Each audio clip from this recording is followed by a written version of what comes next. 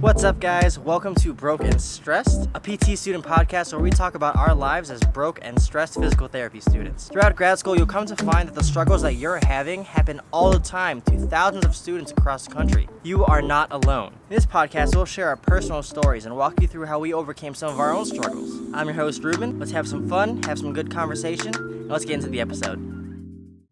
Hello, guys, and welcome back to another episode. Today we have Dr. Jasmine Marcus on with us today. Go ahead and introduce yourself, Jasmine. Well, thanks for having me on, first of all, Ruben.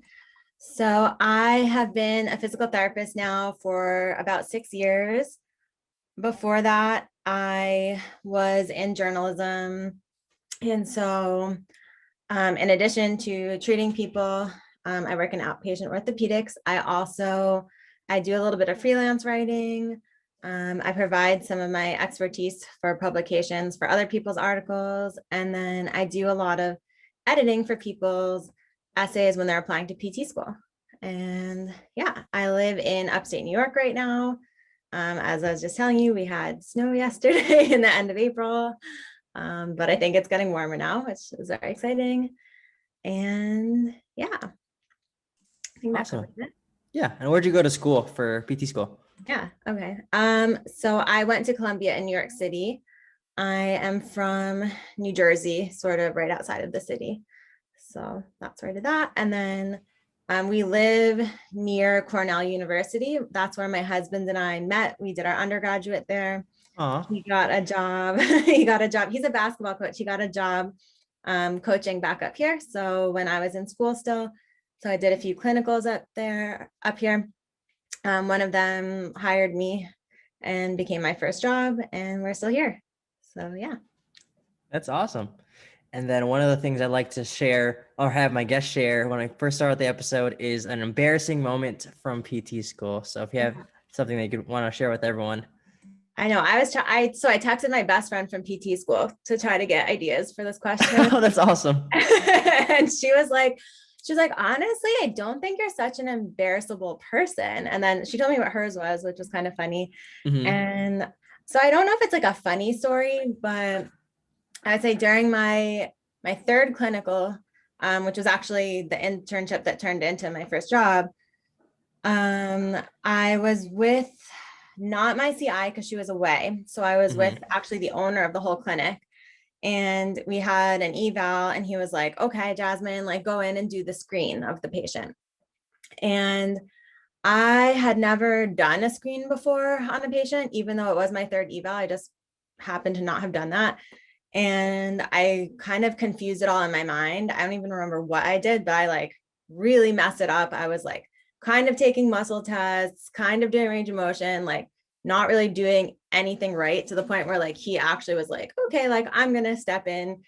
He took over because like you still have to treat the patient. Yeah. And afterwards I was just like horrified, and I was like, oh my God, I'm so sorry, like I haven't done this yet. And he was really nice about it. He was like, that's okay.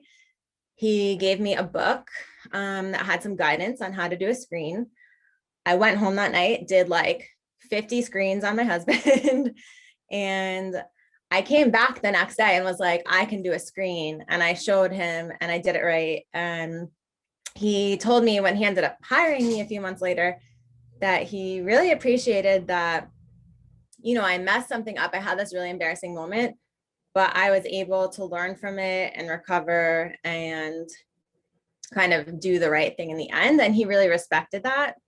And I think it's kind of a good lesson in PT. Like you can mess things up, you could not know things or forget things, but if you recover, you can kind of redeem yourself. So it's not really a funny story, but I think it has a good message. So that's kind of the worst thing that happened to me in PT school, I think. Yeah, no, that's really powerful. I mean, that does have a good message to it, because that's one of the things I know with the CPI, if you remember that, one of the things is accountability. And that's super huge. Like not even just as a professional, but as a person, like being accountable for the stuff that you're not super great at or the stuff that you want to improve in. And the fact that you went out and go, try to improve upon it.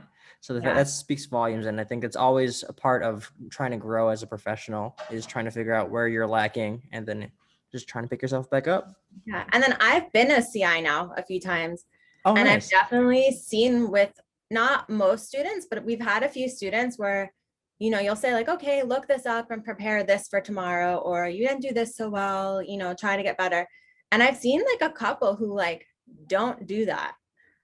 And it's just like, you're in your clinicals, you don't know that much, you don't have a lot of Hmm. experience, you're trying to impress us, you're not much else is going on in your life, like you're not in school. So it's like, how do you Yeah, not go home and then do the work to make yourself better? that's so interesting to Yeah. me because that literally, if that happened to me, I'd be like, oh my God, I would go home. Like, oh my God, I have to study. I have to Yeah. practice it. Like you did it. You did it 50 times on your husband. Yeah. Like you have to get it right. Yeah. And I had one student who just, she wouldn't do, like, we finally had to sit down and be like, you need to go home and do this, this, and this for tomorrow. Like, we had to like lay it out for her. So, Man, that's crazy. yeah. But I mean, Oh, most of the students I've worked with have been great. So, yeah, awesome. uh, And that's a lesson, guys. If you're listening to this, don't be that student. Don't be that person. When your CI is giving you feedback, take it constructively and just go with it and be yeah. better. Yeah. Um, so we talked a little bit about like your background in journalism. So I guess, what was the point where you decided to start helping out with or being a mentor for like those writing PT application essays? Yeah. It actually, I saw someone else talking online about how they were editing essays for pre-PTs. And I just had a kind of this light bulb moment that was like, oh, I should be doing this. Because I think every year, like some random PTs will pop up being like, I edit essays. And like really their only qualification is that they got themselves into PT school. And some of them are good at it, some of them aren't. Sometimes I work with people who've had a bad experience with someone else. Um, and so I was like, I have the writing background, I have the editing background, I'm in PT school, or I was in PT school. While I was there, I worked with the professors a lot on admissions. I volunteered at interview days, and I was always kind of asking, like, what are you looking for? And what do you think about this? It was always just really interesting to me. And then I'm still in touch with a lot of professors. So sometimes I'll ask questions like about different admissions things that I'm wondering. So, I asked recently, like, what do you do if you need to put 2 deposits down, like that type of thing. So I feel like I'm still pretty in touch with that world. So I feel like I just kind of felt like I had all the tools to be able to really help people and decided to just go for it. And it's every year I've done it now for about 4 or 5 years, and every year it's just like grown and grown. And it's really great to help people out like that. No, that's awesome. I mean, you have so many credentials behind, and like you have the inside scoop into that stuff, so it makes sense that you went that route, and that's awesome. Um, I want to tell you like how when people ask me for advice about, I don't have the same credentials as you, but here's what I tell them. I want you to like let me know if I am right in telling them this. Is Yeah. basically what they say. Like when they ask about the essay, I say, well, think of it like this: the schools are getting all your information, all your grades, blah blah blah, and that's essentially you're just gonna be another statistic on a paper, right? So your moment to shine really is your personal statement. Your essay is to really speak volumes into who you are as a person. Like otherwise, you're just gonna be, like I said, you're just gonna be a number on a page. There's gonna be millions of those or thousands of those, and what's gonna make you stand out, why that school is gonna want to take you, is based on what you say in that essay. Is that kind of correct? Yeah, I think that it's really spot on. Like this is everyone took the same classes as you and took the GRE and has similar grades and similar extracurriculars and experiences. So the essay is really like your only moment to show why you're different from someone else who has the same GPA, the same classes, the same whatever. And then I think it becomes that much more important because there's a lot of people who apply saying like my GPA is low or I'm missing some prereqs or this or that. So it's like, okay, so then your essay is an even bigger chance for you to show why you really do deserve to be in PT school. Okay, thank goodness I gave people the right advice. Yeah. I'm like, oh my gosh, I hope that makes sense. Okay, cool. Now that I have your approval, everyone that's listening that's heard me give you advice, I was right. Yeah. Awesome. Now, why don't we go over some like basic tips, I guess, for anyone that's applying to PT school. Just some big ticket items in regards to writing writing their essay? Yeah. So I think there's two big things that can sometimes seem like they're a little bit in opposition to each other. So my biggest piece of advice is, it sounds very obvious, but you have to answer the question and you have to answer all parts of the question, because so many times I'll read an essay and maybe it's really well written and maybe it's really interesting, but it doesn't answer the question. And I've worked with a lot of people who are now applying for the second time. And when they've gotten feedback from the admissions committee on, what they needed to improve on, a lot of the time, one thing is your essay didn't answer the question. And so, that's not going to be the only thing that doesn't get you into PT school, but it can be one of the factors. And you want to show, if you are applying to PT school, that you know how to follow directions. I mean, that's what you're doing a lot of the day.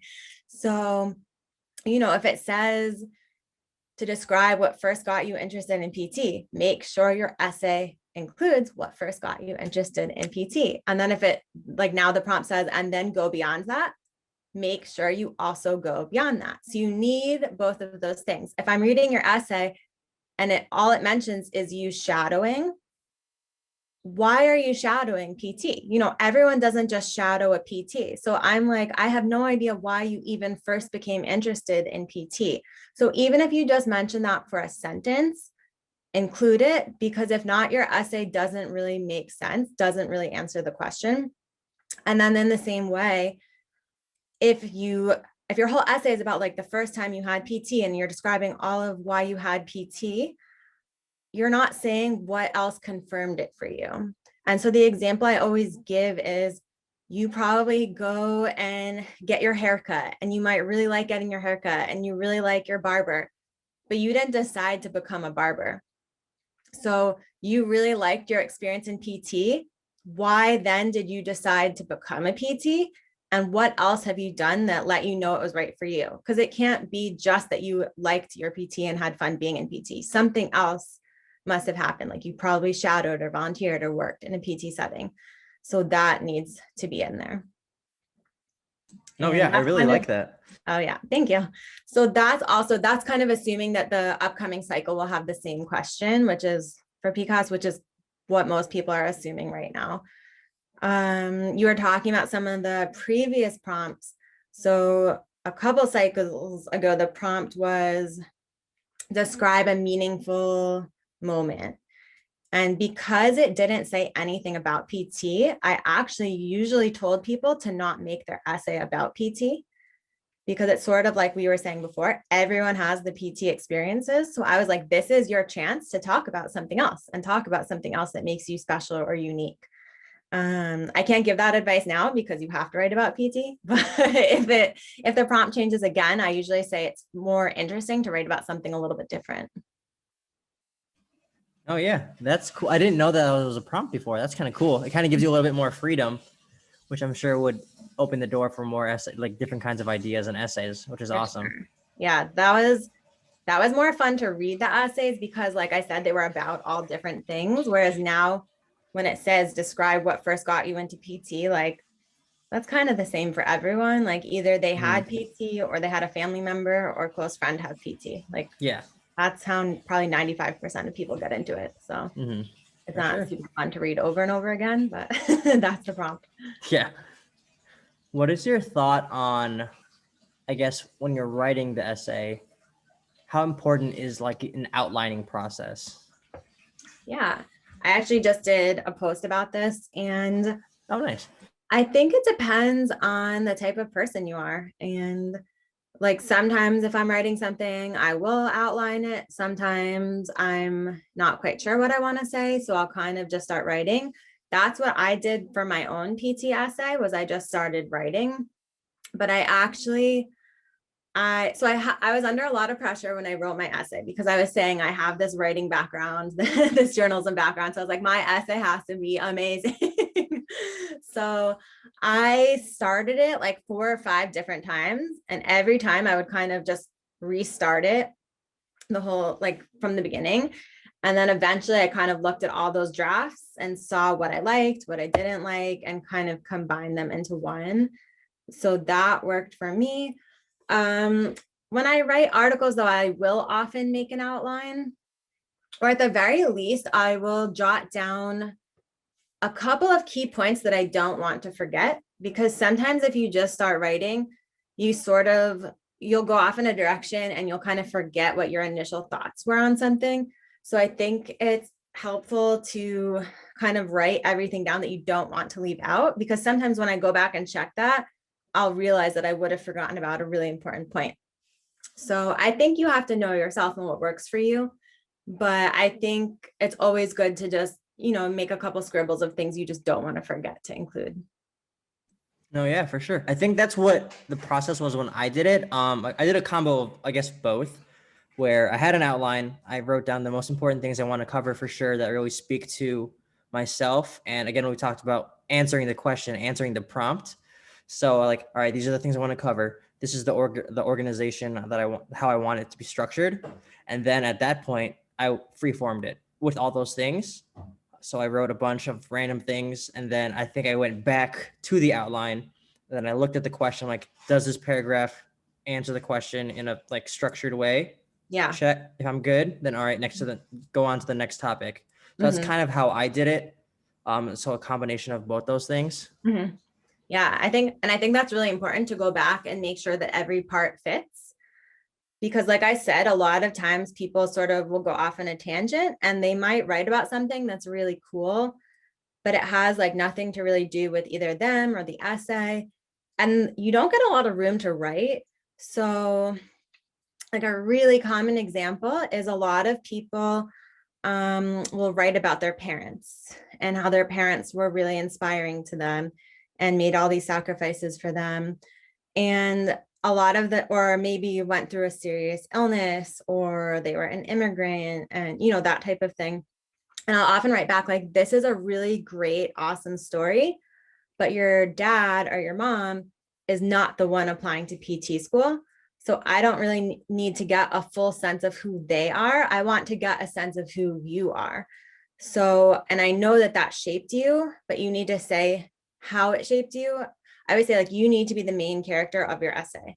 So a lot of times I'll say like, okay, summarize your parents and how that's relevant in a sentence or two, and then put the focus back on yourself and what your experience was like and how it affected you, and make it relevant to PT, because your parents not going to be the PT. So we need to know about you.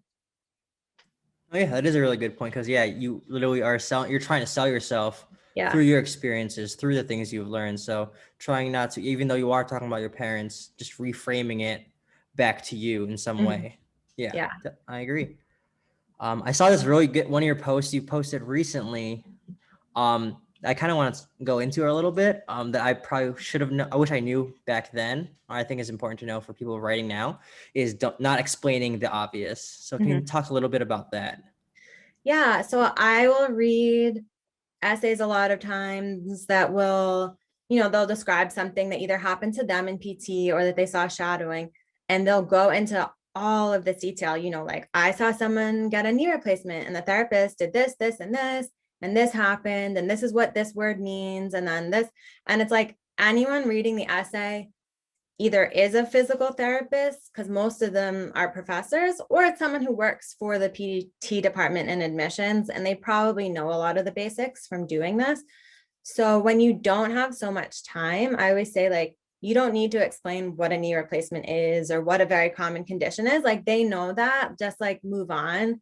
And also, like, I couldn't think of anything more boring than to read about a knee replacement. Like, that's what I do all day. Like, tell me why Yeah. it was special or interesting. Like, if you just say like, and then we bent their knee, it's like, yeah, like everyone knows that, everyone's done that. Like, that's not interesting. So why was it special? And then I think that converse side of that is, a lot of times I'll read essays and they'll be like, and then I volunteered at Beach Tree. And I'm like, okay, what is Beach Tree? I have no idea what that is, what that means, what you did there. The name, unless you're working for somewhere like super famous, I I would say you don't need to name a place where you were, like that will be on your resume. Just say like when I volunteered at the nursing home or when I volunteered at the hospital. So it's a small thing, but sometimes, you know, what I'm reading like doesn't even make sense because I have no idea like where the person is or what they were doing or what their job entailed. They'll say like, I worked here. And it's like, okay, were you working there in the cafeteria? Were you working there helping the physical therapist? Like, what does that mean? So. Oh yeah, I think when personally, when I wrote my essay, I didn't even think about that. I didn't think about the obvious, think about the audience, really, who's reading my essay. I did not think about that at Yeah. all. Like, oh shoot, it's gonna be PT. I don't think I explained the obvious, but I don't know, to look back now. And that's why I But think it's helpful, you know, why I think my services are valuable is because you can give your essay to like your mom or a professor or someone who knows how to write well, but they're not reading it in the same way that a physical therapist or someone who understands PT admissions will. So something that I might catch and be able to help you fix, you know, might escape them because they'll be like, yeah, I don't know what a total knee replacement is, or I don't understand how to treat one. So, yeah. yeah, for sure. Okay, we talked a little bit about like previous prompts. I was telling Jasmine earlier I wanted to do like a little, I guess not activity, but I want to talk a little bit about what I wrote for my essay, what the prompt was, and then I guess my thought process behind it. And I'm gonna have her, I guess, coach me or critique me through what I did and if what I could have done Yeah. better, stuff like Yeah, that that. sounds great. So what the prompt was at the time I applied, it was, what is professionalism in the context of being a student in a Doctor of Physical Therapist degree program? So I don't even know if this makes sense anymore, but at the time it made sense to me. I had three main topics I want to talk about, which was passion. I feel like people who want to go into a profession should be passionate about it. And I talked about my different passions in undergrad, such as like dancing, fitness, that kind of stuff. So those are my main topics there. Accountability was my next topic, talking about like all other activities I was involved in, like extracurricular organizations and stuff. Yeah. And then diligence/hard work, I think, was my last topic. And I talked more about like, studying, and I was working a couple jobs in undergrad, that kind of thing. And like how I took some time to retake classes after, like during my gap year, stuff like that. So that was my thought process behind how I approached that question. So I would love to know your thought process or critique and like how you've coached people through that prompt as well. So what jumps out to me right away is I like how it sounds like you didn't talk too much about physical therapy in your essay. Like you talked about the other things you're interested in, like dance, and some of your hobbies, because as we've said a few times already, like that's what makes you stand out and be interesting, rather than if you just talked about, you know, I was a PT shadow and I had PT and all of that. So I think that probably really helped you. And then you also picked three qualities that don't sound like overdone. Like I'm sure like everyone didn't pick those qualities. So they're important and they're really good, but they're not like being a leader, and, you know, they're not things that probably every single person wrote. So I think you were a little bit unique and you showed your personality, and it sounds like you explained your story a little bit, which I think is important. So if you did take a gap year, explaining what you did in it a little bit, it sounds like you answered it really well. Oh, thank goodness. I mean, you know that you got into school. I got in. So awesome. Good stuff. Okay, cool. I did approach that correctly. Awesome. Yeah, that was kind of like a boring prompt, I thought, when they did that. Mm-hmm. But yeah. What things have you seen previously with working with people with that prompt? I was trying to remember when you told me that was your prompt, because I was editing essays then, but now that one was a few years ago. So I feel like the biggest things would have been to me just, and I've sort of said this before, is just someone who just related every single part of the essay into their shadowing experience or their volunteering experience. And then I would have come back and said, like, you should relate it to other aspects of your life, because I've said this a few times already, it just gets boring when you read all about PT and then I'm not finding anything else about you that makes you interesting or stand out. So, knowing that you dance or that you have other hobbies, that's what's going to make me say like, oh, Ruben's going to be like a really good attribute in our classroom. Like he's going to be interesting and bring something new with him. And, I'm sure a lot of people dance, but probably not as many of the male applicants. So that probably helped you stand out a little bit too. So I think anything that makes you a little bit unique or interesting is worth mentioning if you can make it relevant. Awesome. Yeah. And then next, let's go into, I guess, the current or the previous prompt, which is most likely going to be the prompt, like you said, this time around. Yeah, So that's what everyone's assuming because PCAS Mhm. usually does keep the same prompt for 2 years in a row. Yeah. Every year I email them and try to find it out early and they Oh, it's so Jasmine again, guys. some last year it did leak early. Mhm. Sometimes schools have access to it. Oh, So wow. I mean, try to keep your eyes peeled, I would say. And Yeah. obviously if I found it out, I did find it out early last time. So I did let everyone know that. But Mhm. so yeah. So the prompt, if we're imagining that it stays the same, is every person has a story that led them to a career. Since there's a variety of health professions that help others, please go beyond your initial experience with physical therapy and share the deeper story that has confirmed your decision to become a PT. That's sort of paraphrasing. But so it's kind of like you said, it needs to have both components. You need to say what first led you to PT and also have what's confirmed it for you. What I really like though in the middle is when it says that there's a lot of professions that help people. So I always had a professor who, when we would talk about application stuff, he would say, you can help people as a crossing guard. And I really liked that because I mean, you can help people in almost any job in the world that you're doing is helping someone or something.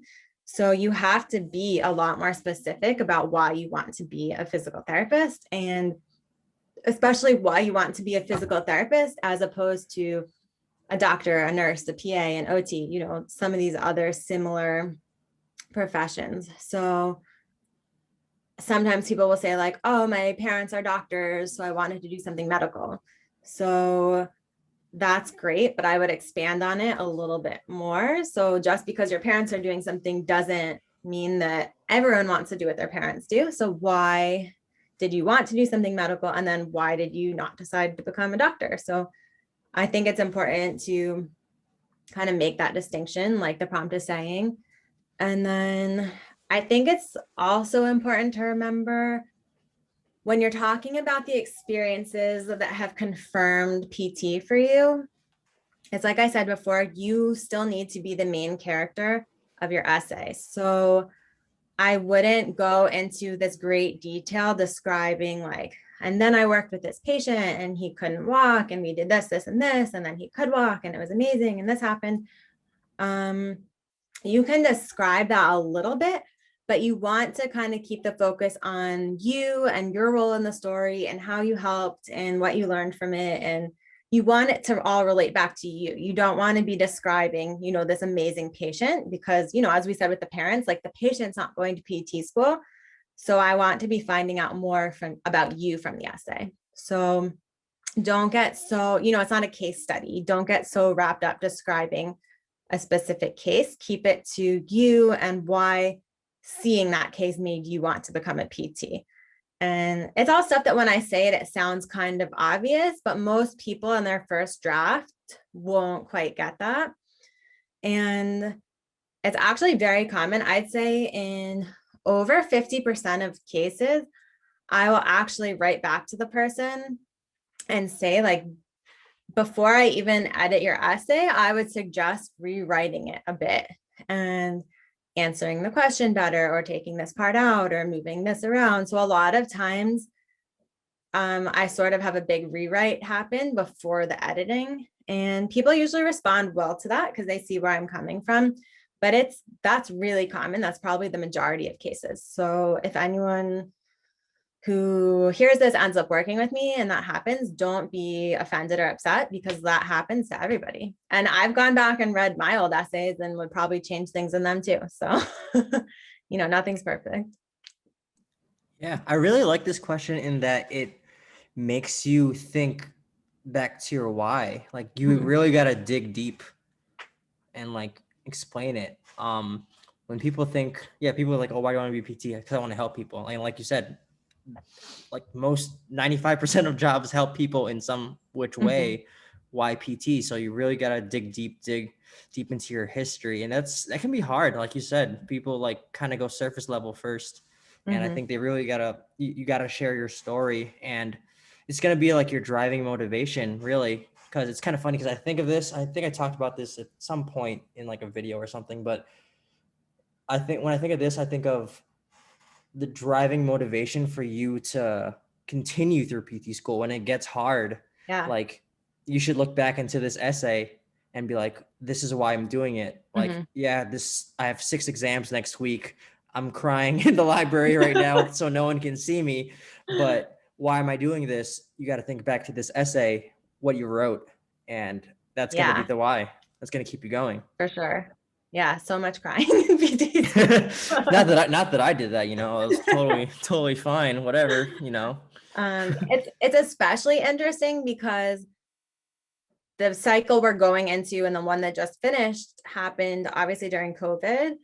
And so a lot of people didn't get the experiences that they normally would have gotten. And a lot of schools waived some of the shadowing requirements. And I actually just wrote a post about that today, which was saying, I worked with some people who either had very, very little shadowing experience or some people had none.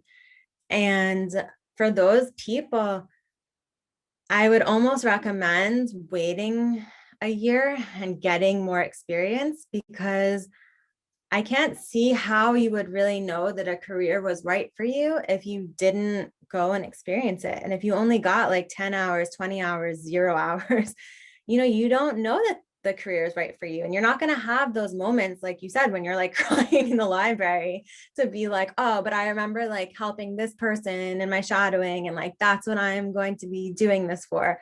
So if you don't have that, I think it's tough to know why you're doing it. And it might not be for you. Being a PT is not for everyone. And I think it's so important before you invest all the time and money and effort into becoming a PT to really knowing that it's for you. So I understand why the schools waived the requirement, but I also sort of wish that they hadn't, just because it sort of scares me that we have all these PTs in school now who like maybe have no PT experience. No, yeah, I didn't even think about that especially in light of the pandemic. That was key for me deciding on PT because I was actually on the pre-pharmacy track, and then I was not really loving it. So I thought of another option like PT. I'm like, okay, luckily my buddy got me a job as a tech. And I'm like, you know what? I'll take the job. Worst case scenario, it's just a job to make money, and I'll decide from then on. And that experience was single-handedly what made me want to stick with PTs, because I was in it. I was watching them, and I'm like, I want to be you one day. Yeah. This is my why. So that was super crucial for me. And I think you'd probably agree with this too, because I was a tech too. You see so much more when you spend a lot of time in a setting and you work there and you kind of get the behind the scenes. So you'll see some of the aspects of PT that maybe aren't so glamorous or aren't very good. And I think that's important too, because if you go in shadow and you're just like, wow, we helped someone walk and it was amazing. You've had clinicals, right? Already? Yeah. Do you see that like not every moment is super fun or super awesome, or you like love the patient, they love you, it's not always like that. And I think you need to have a realistic understanding of that before you go into it. Yeah, that's super true. Like you're not going to get that necessarily with just doing 10, 20 hours. You need to do a good amount of hours. You need to spend some time in the trenches, seeing the good, the bad, and the ugly. You got to see it all. Exactly. I have a friend of a friend who's thinking of being a PT, and she was asking me, she was like, what don't you like about the job? And I was like, that's an awesome question, because every PT will tell you why they like it. But you want to know the downsides, because they're going to happen to you and you're going to experience them. So you want to know what they are ahead of time so you can make a decision, rather than like you're already halfway through school or into a job and realizing that you don't like a lot of things. Yeah, exactly. And you don't want to be like third year of PT school and you're just like, crap, I don't like this. Like I Yeah. lost my fire for it and my why isn't strong enough. Yeah. So Yeah. I mean, there definitely were important. people in my program who dropped out in probably after doing the first semester. So, that's still like thousands and thousands of dollars that they spent on nothing, that because it's not going towards a degree. So you don't want that to be you. Oh yeah, absolutely.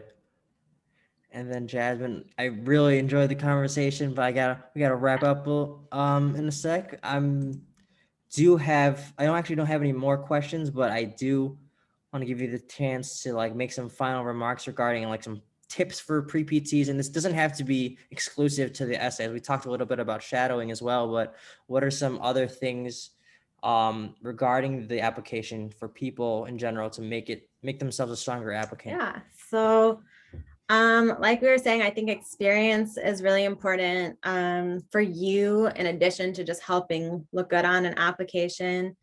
I think trying to get more than one setting is important. I've seen people though who will be in like 7 different settings, and I'm reading and I'm like, I didn't even know the setting existed. So it's like, don't go so crazy. Like you don't need to have done like horse physical therapy to get into PT school. Yeah. um, and I think it's hard, like anything on social media, that just don't go crazy comparing yourself to people. Um, a lot of people will, they doubt whether they can even get into PT school, and then they're comparing themselves to other people online, or they're like asking all these people online, like, how does this specific situation affect things?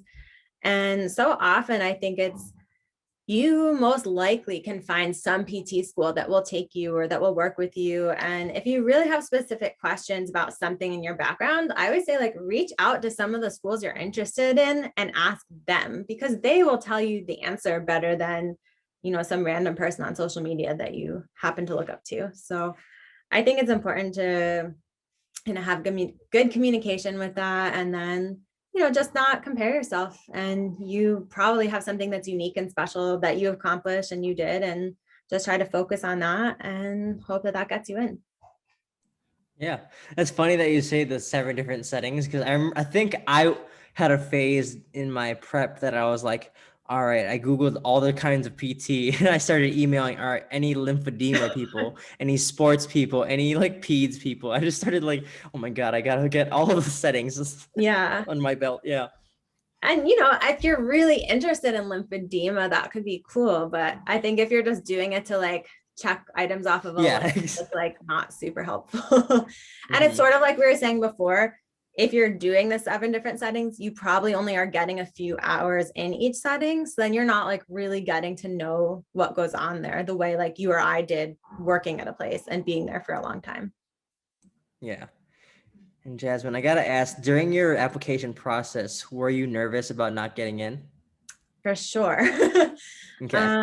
So when I was applying, so I was a second career student. I was already out of college. So I didn't have, other people applying around me. I didn't really have like career services around me. I knew the PT I was working for, but I didn't really know anyone else applying or anyone else going through it. And there wasn't as much stuff online. There was some. So I had no idea. I was like, I don't know what they're looking for. Maybe they won't like that I'm not applying straight out of undergrad. Maybe they won't like this, they won't like that. I was like, and I ended up, I think I was looking back a really good applicant. I had a good GPA, I had good hours. I obviously wrote a good essay. I ended up getting in. I think to everywhere I applied, but I was like really scared that I wasn't going to get in anywhere, as I think Mm-hmm. most people are scared Yeah. of that. I think if you're normal, you're Exactly. scared If of you, that. I don't think I know a single person who wasn't scared about like applying and like, Yeah. oh my God, am I gonna get in? I'm pretty sure every single person who applied had that fear. Yeah. And it's the same thing. Like I was listening to some of your other episodes. Like I always was scared in PT school, am I gonna pass this class? You know, is it right for me? Am I gonna pass the boards? You know, it's like at every moment, like I've had doubts or had issues or worried. Oh, my first practical in anatomy, I went home and like wrote a whole email to my parents about how I was going to fail out of Oh school. no. PT, like really like crazy, like off the deep end. And then I ended up getting like a B on it. You know, it's like I didn't ace it, but I also did not fail Yeah. it. And I was just like, it was just so different and out of my comfort zone that I just like freaked out. So Yeah. I think it's easy to look at people now and then they're like, oh, and she's been a PT and everything's great. And I'm like, no, I was like definitely crying a lot in PT school, definitely had, you know, a lot of doubts. And yeah, that's so common, I think. Yeah. And I think that's just so reassuring for people to know, like, that aren't getting in there in the process, that everyone has been in your shoes, you know, whether how much we look like we have had it all together now. Back then, we probably didn't have it all together. Had our doubts for sure. And I think that's just reassuring for people to know that. Yeah. And I work with so many people who are on their second application cycle and then get in. I worked on someone who it was her third application cycle and then she got in.